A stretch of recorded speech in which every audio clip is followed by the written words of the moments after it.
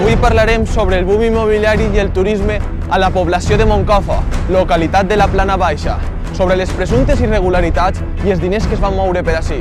Acompanyeu-nos.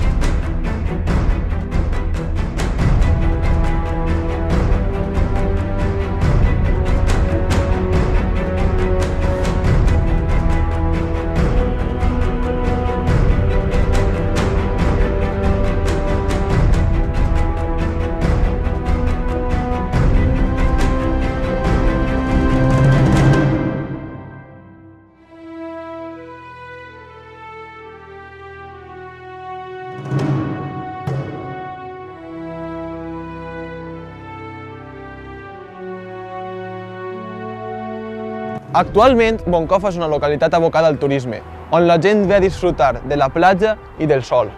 A Moncofa s'han produït canvis tan increïbles com els que observem en aquesta imatge.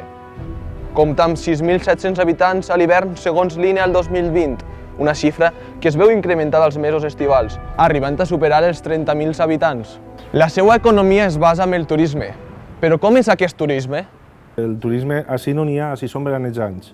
Entonces, així s'ha creat tot pel veranejant, que és que tinga uns servicis que tots donem, però a partir de certa hora ja se té que acabar tot perquè n'hi ha que descansar. Con la qual n'hi ha unes franges de gent, unes franges d'edat que no tenen servicis. Així un xic d'entre 16 i 20 anys no té un lloc on anar a prendre una copa. El turisme, l'oci nocturn, pensem que és una cosa que sí, a poc a poc s'ha anat perdent en el temps. A vegades n'hi ha menys oci nocturn, també la joventut ara també ha canviat, antes s'anava molt a les discoteques, pubs, els preus de totes les begudes estan més cares, l'oci nocturn no està igual com ho feia 10 anys. Moncofa és més turisme de segona residència, sí que és de veres que en estiu, els darrers anys hem tingut una miqueta més de turisme de fora d'Espanya i de vacacional sempre en tenim, però bàsicament és turisme de segona residència. Un turisme que és residencial, majoritàriament, o tot, el 90% serà residencial.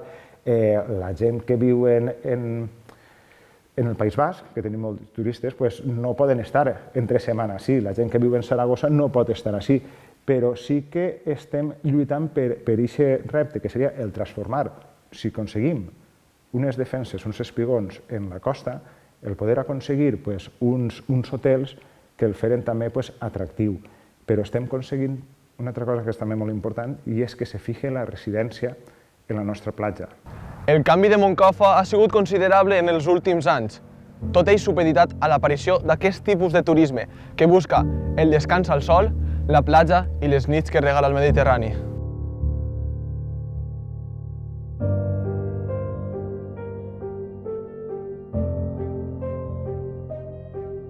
It's quiet.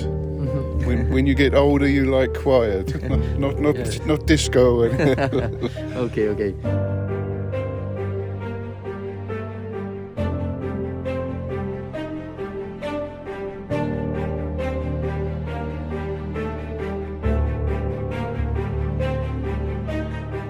En el cas de Moncofa, la bombolla immobiliària que va afectar va ser la que va ocórrer entre l'any 1997 i el 2008. El nivell d'especulació immobiliària al que s'ha vist sotmès Moncofa queda reflexat quan veiem que en un municipi de 7.000 habitants es va arribar a projectar la construcció de vivendes per allotjar a 120.000 persones, uns 31.000 pisos, dels quals s'han construït només 8.000.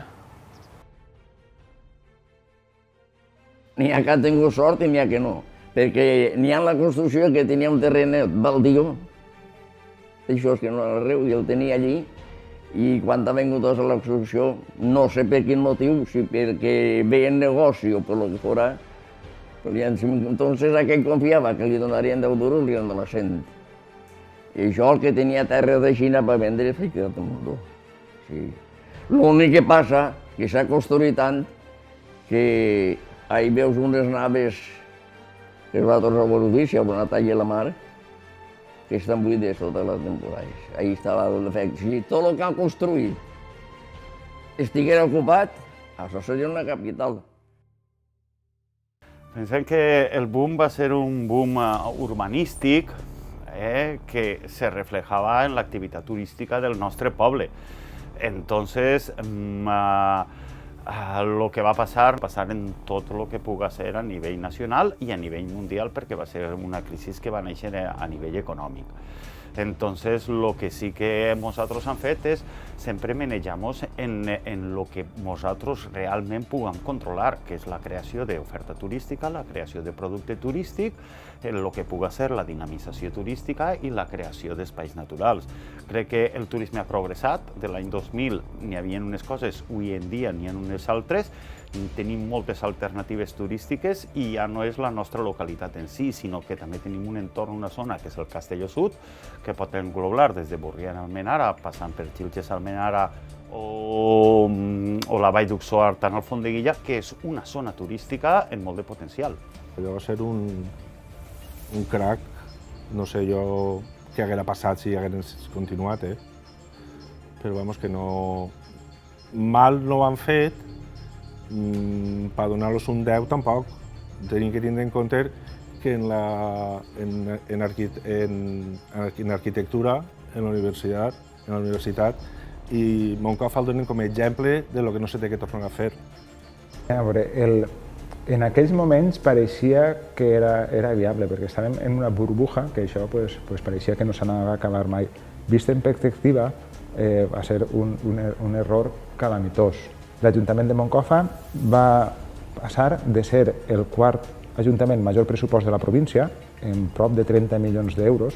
Nosaltres en aquests moments ens estem manejant en un pressupost real de 9 milions. Quasi 20 anys després ens estem manejant en un terci de lo que va haver en la bombolla immobiliària, 30 milions, el quart ajuntament de la província. I en el 2018, quan se va crear el rescat per al govern d'Espanya, vàrem passar a ser el tercer ajuntament més endeutat de la província de Castelló, sol superat per Castelló, capital, amb 200.000 habitants, i la Vall d'Uxó, amb 6 vegades més població que Moncofa. Les conseqüències d'aquelles fantasies van ser nefastes per al nostre poble, perquè quan arriba la crisi tens que fer front a tot el deute que s'ha generat en el boom, i va ser molt dur. Un aspecte a destacar sobre el turisme a Moncofa és el càmping Montmar, que compta amb 4 estrelles i pot hospedar fins 1.000 persones, majoritàriament procedents de Centre Europa, una xifra elevada en la temporada turística hivernal. Ara en hivern tenim sobretot turisme de tercera edat, clients europeus, que venen així per el solet, i de Pasqües fins pràcticament octubre sí que tenim molta família de client nacional, també tenim jubilats nacionals, i per supost l'estiu, famílies en crios, és el que més tenim. We first came here in 2001 on holiday, and we didn't know the site was here. We just come off the Autovia and found the site, and we liked it so much. We came back every year on holiday, and then we retire, pensionistes, and then we said we stay here. It was nice. Això mostra com el turisme aguanta durant tot l'any així a Moncofa, i el càmping és una bona opció per a vindre per als turistes de fora.